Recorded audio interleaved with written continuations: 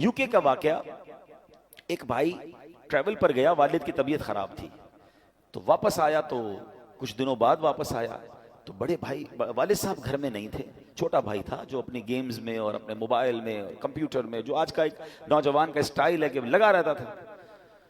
تو کہا والد صاحب کہاں ہیں؟ کہا والد صاحب کی تو ڈیتھ ہو گئی تھی. تو کہا مجھے انفارم کیوں نہیں کیا؟ کہا آپ بزنس ٹرپ پہ تھے. میں نے کہا کیا ضرورت ہے ڈسٹرب کرنے کی، فیونرل کرنا تھا، ان کا آخری رسومات ادا کرنی تھی، میں نے کر دی. تو کہا تم نے کیسے آخری رسومات ادا کی؟ جنازہ کدھر ہوا؟ کون سے قبرستان میں دفنایا؟ تو کہا جنازہ بھی کرنا ہوتا ہے. میں تو گوگل پہ گیا، سرچ کیا کہ فیونرل کیسے ہوتا ہے، کسی کا ڈیتھ ہو جائے تو what we have to do. تو گوگل نے مجھے 4-5 آپشن دیے، میں نے سب سے سستا والا جو آپشن تھا ان پر کال کیا، وہ آئے اور ابو کو لے گئے، بس فنش. تو اس نے کہا یہ تم نے کیا کیا؟ آپ کو پتہ کیا ہوا اس مسلمان والد کے ساتھ؟ جب سرچ کیا کہ کس فیونرل والے کو دیا ہے، تو جو سب سے سستا آپشن تھا کہ وہ میتوں کو آگ لگایا کرتے تھے. اس نے یہ نہیں، اس کو یہ پتا بھی نہیں تھا کہ جنازہ کچھ ہوتا ہے، اس کو یہ نہیں پتا تھا غسل میت ہوتا ہے، اس کو یہ نہیں پتا تھا کہ جناب قبرستان میں دفن کیا جاتا ہے. میں مسلمان گھرانے کی آپ کو واقعہ سنا رہا ہوں جو میں نے خود جا کر سنا ہے. اب مجھے بتاؤ اس بچے کا قصور تو تھا، مگر کیا والد کا قصور نہیں تھا؟ اس کا مطلب والد کسی جنازے میں بیٹے کو لے کر نہیں گیا ہوگا.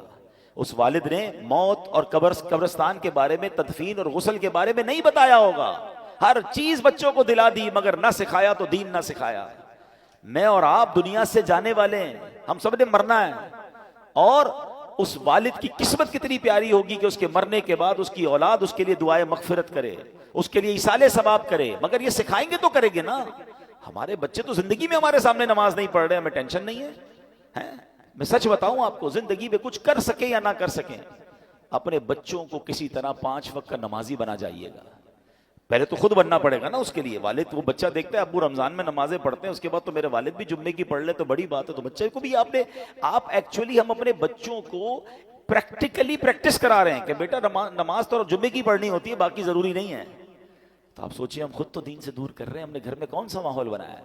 ورنہ یقین کریں خوش نصیب ہے وہ والد، اگر اس کی اولاد نمازی بن جائے نا، تو آپ کہیں نہ کہیں کہ بیٹا مرنے کے بعد دعا کرنا، وہ دن میں 5 بار با وضو ہو کر قبلہ رو بیٹھ کر اتحیات کے عالم میں کئی بار کیا کہے گا؟